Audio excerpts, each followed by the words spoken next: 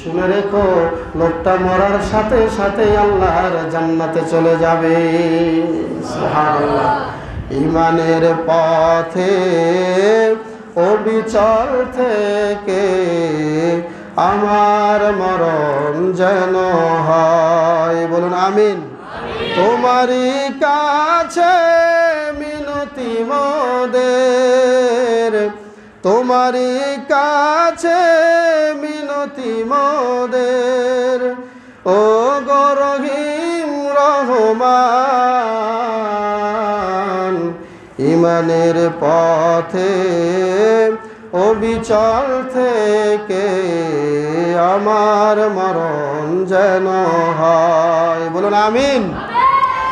আল্লাহ যেন আমাদের সকলকে ঈমানের সাথে মওত দেয়, বলে আমিন। বিশ্বনবী আরো বলেছেন, শোনো শোনো, আল ইসলামু তাহদিমু মা কানা ক্বাবলাহু।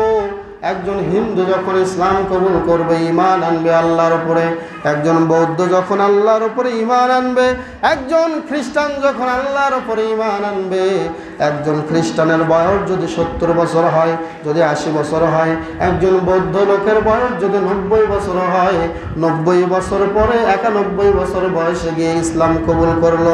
বিশ্বনবী বললেন, ঈমান আনার সাথে সাথে এই 90 বছরের সমস্ত বেঈমানি কাজগুলো আল্লাহ রব্বুল আলামিন ঈমানদারের কাজ বলে লিখে দেন। বলুন সুবহানাল্লাহ।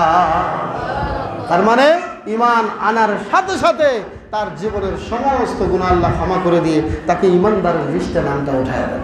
সুবহানাল্লাহ। যদি কেউ ঈমান আনে, ঈমানের এত মর্যাদা।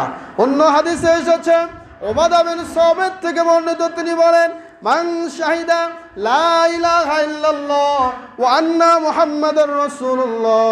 এরপরে বিশ্বনবী বললেন, কেউ যদি এই কালিমার সাক্ষ্য দেয়, লা ইলাহা ইল্লাল্লাহ ওয়া আন্না মুহাম্মাদুর রাসূলুল্লাহ ওয়া আন্না ঈসা আব্দুল্লাহ, এটাও যদি কেউ সাথে বলে, ওয়া কালিমাতুন আলকাহা ইলা মারইয়াম, এরপরে ওয়া রূহুম মিনহু ওয়াল জান্নাতু হাক্কুন ওয়ান নারু হাক্কুন, এই কালেমাটুকু কেউ যদি পাঠ করে, বিশ্বনবী বললেন, আদখালাহুল্লাহুল জান্নাতা আলা মা কানা মিনাল আমাল। ওই ব্যক্তি মরার সময় যে অবস্থাতেই থাকুক না কেন, এই কালেমাটুকু যদি অন্তর থেকে বিশ্বাস করে পাঠ করতে পারে, মৃত্যুর সময় যে আমলই করুক না কেন, যে আমলেই থাকুক না কেন, ওই লোকটা মরতে দেরি, আল্লাহর জান্নাতে যেতে দেরি হবে না। ঈমান ছিল তার পোক্তা, ঈমান ছিল অনেক কঠিন। কঠিন ঈমানদার হওয়ার কারণে সে যে আমলের উপরে থাকুক না কেন, এই জন্য আল্লাহ রাব্বুল আলামিন তাকে জান্নাত দিয়ে দিবেন। সুবহানাল্লাহ।